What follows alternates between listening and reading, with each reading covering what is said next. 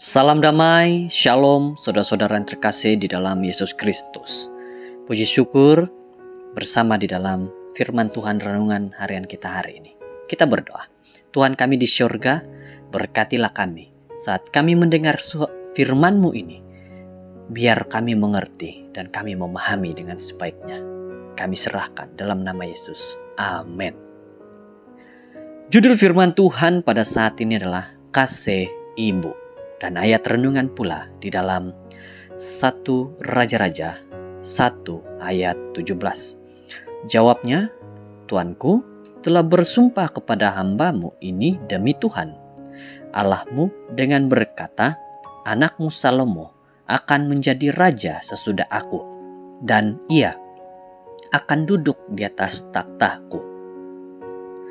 Kata-kata ini diucapkan oleh Batsyeba kepada Raja Daud apabila Adonia, anak lelaki Daud yang lain, coba untuk menjadikan dirinya Raja Israel, sementara bapa mendekati kematiannya. Adalah suatu yang normal bagi seorang ibu untuk berhati-hati bagi anak-anaknya.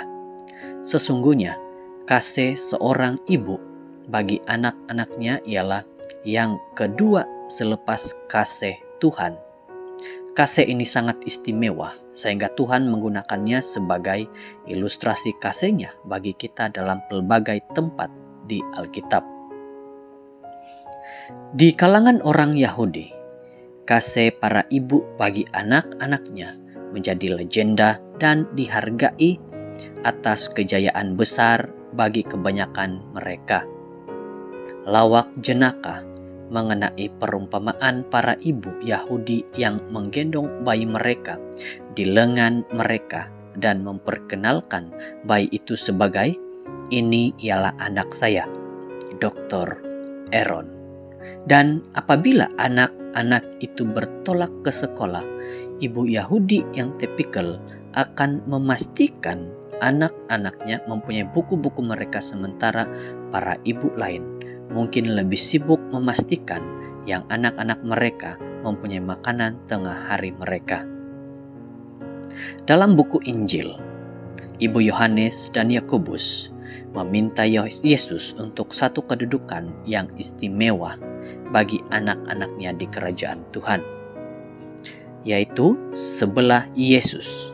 Boleh difahami bahwa para murid yang lain berasa kecewa, walaupun mungkin ia adalah karena ibu mereka tidak mendapat peluang untuk menjadi orang pertama bertanya kepada Yesus soalan yang sama. Kita juga menjadi marah dengan para ibu yang terlalu bangga dengan anak-anak mereka dan mengharapkan kita berasa begitu juga. Mungkin adalah baik bagi kita untuk memeriksa dan melihat diri kita agar kita sendiri tidak jatuh ke dalam kategori itu.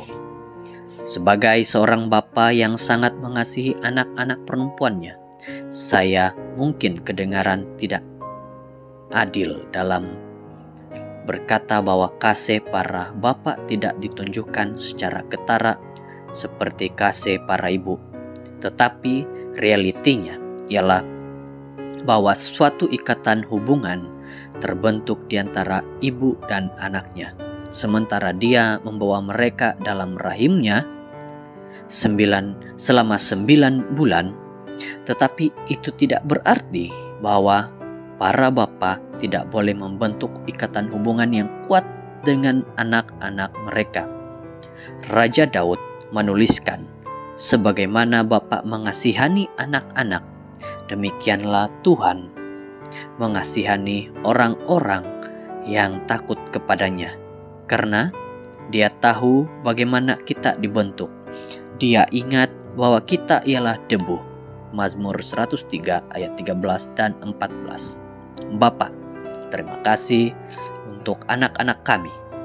Berkati hubungan kami dengan mereka, dan semoga ikatan hubungan kami, sama ada para bapa atau para ibu, diteguhkan dengan mereka setiap hari. Kasih ibu. Dalam sebuah keluarga, memang kasih ibu kepada anak-anak akan sangat terlihat. Karena itulah sifat seorang ibu, sangat sayang kepada anaknya. Dan bagi kepada para anak, kita hormati ibu kita dan juga bapak kita juga. Tuhan berkati. Kita berdoa. Tuhan di sorga, terima kasih Engkau sudah memberikan satu firman, nasihat bagi kami, para anak dan juga ibu, para keluarga, untuk tetap saling satu menghormati antara satu dengan yang lain. Terima kasih karena Tuhan memberikan satu nasihat yang baik. Inilah doa kami dalam nama Yesus. Amin.